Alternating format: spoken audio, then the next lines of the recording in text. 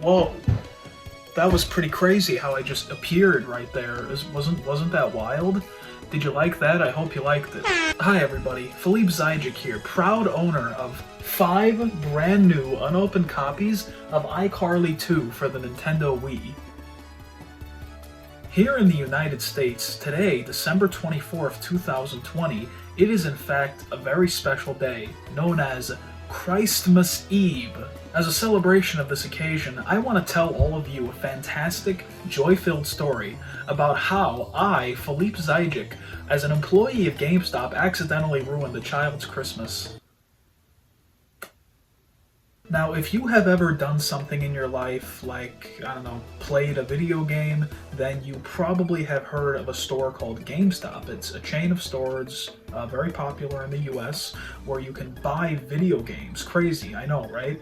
So at this store, in the winter season of 2017, from October to December, I worked there as a sales associate.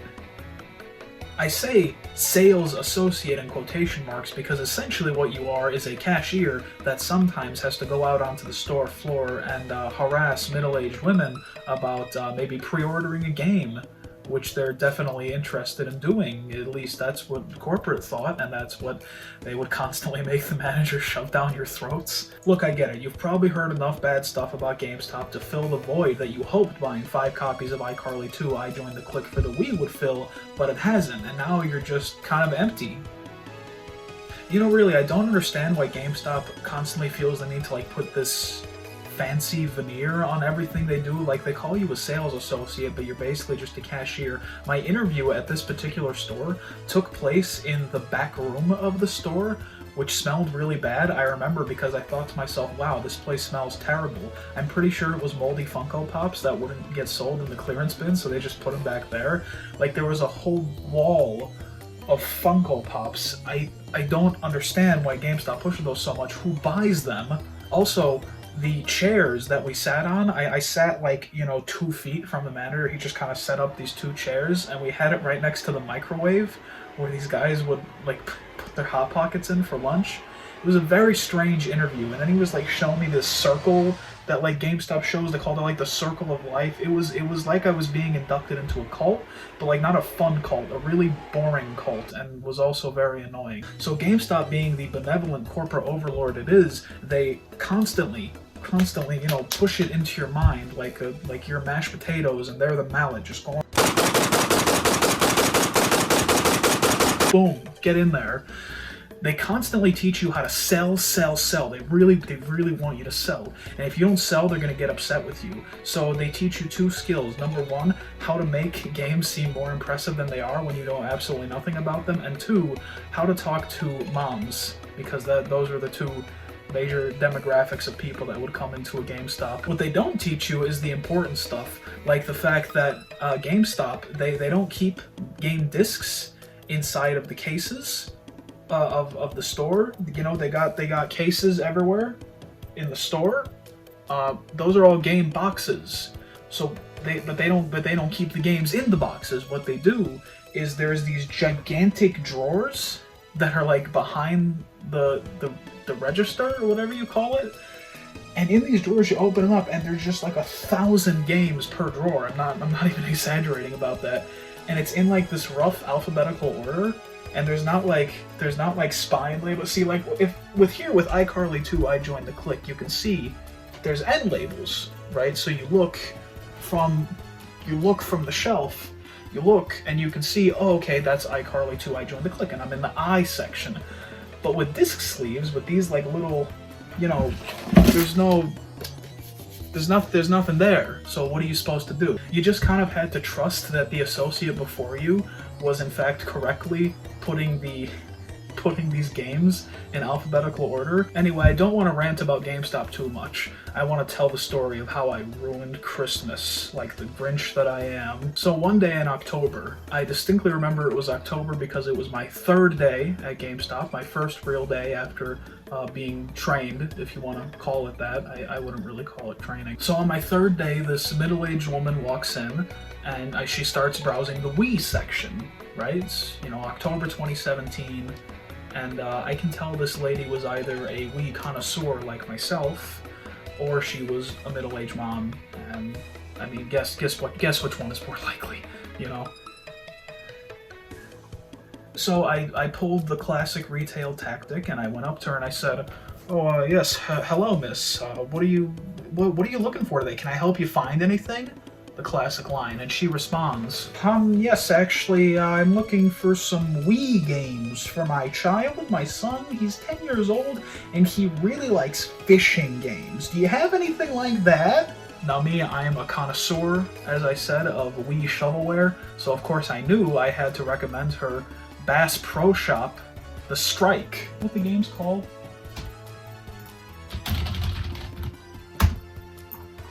Yeah, Bass Pro Shop's The Strike. How did I remember that? So, you know, first things first, I congratulated her. I said, you know what, you're making a great decision coming in October to buy games for your kid for December 25th for Christmas Day. You know, that's a really great thing to do. I'm really happy for you. I'm sure your son's gonna get a lot out of this. He's gonna love it. I know it. I know he's gonna get a kick out of this if he likes fishing. I don't think the game's actually very good though, so I don't know if he liked it or not. So I rang her up and I thought nothing of it until the most dreaded day in retail came along. Boxing Day. No, I'm kidding. December 26th, the day after Christmas. Some in the retail biz refer to this affectionately as Return Day or something along those lines, because it's the day that everyone and their mothers and grandparents come into the stores that they got gifts from or were given gifts from and return the stuff they don't like. And boy oh boy was December 26, 2017 an eventful day. So that morning I got in there at 9 a.m. and it was before the big rush, right? I was super happy about that. There wasn't anybody coming in yet. It wasn't like Black Friday. Black Friday was a mess. I was expecting a lot worse. And we get a call like almost on the dot, like 9:05 a.m. or something like that. And my manager says, "Oh, you go ahead and pick that up." So I said, "All right, you got it, buddy." I pick up the phone. "Hello, this is GameStop, where you can pre-order Destiny 2 for the PlayStation 4. How can I help you today?" The person on the other end of the line sounded like our target demographic, a middle-aged woman, most likely a mother.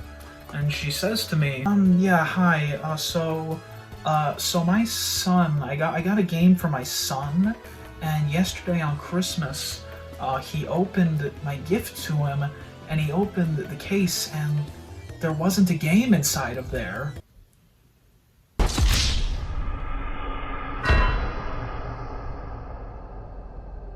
Now immediately I felt really bad. I was like, oh my gosh, ma'am, I'm so sorry to hear this.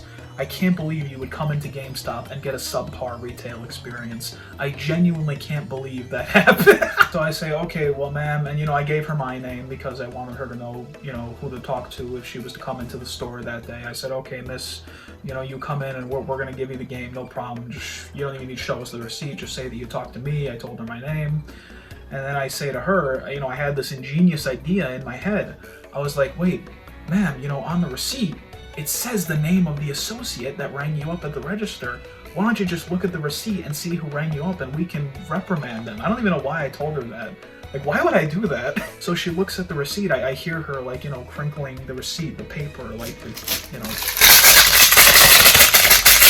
And then after a few seconds, she says, oh, wait, the person who rang me up was you.